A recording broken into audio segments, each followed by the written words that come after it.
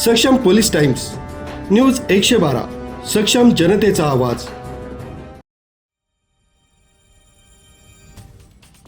केंद्र व राज्य सरकारच्या महत्त्वाकांक्षी जलजीवन मिशन योजनेचा विक्रमगड तालुक्यात पूर्णपणे फज्जा उडाल्याचं चित्र समोर आलंय. घराघरात नळाद्वारे पाणी देण्याचं आश्वासन देण्यात आलं असलं तरी प्रत्यक्षात अनेक गावांमध्ये अद्यापही नियमित पाणी पुरवठा होत नसल्यानं नागरिक त्रस्त झाले.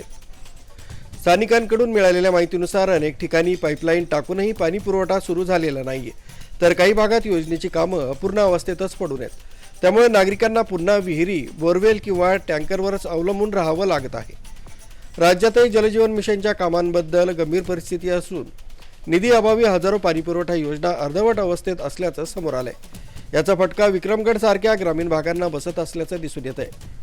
ग्रामस्थांनी योजनेतील अनियमितता, कामातील विलंब आणि प्रशासनाच्या दुर्लक्षाचा आरोप करत संताप व्यक्त केलाय.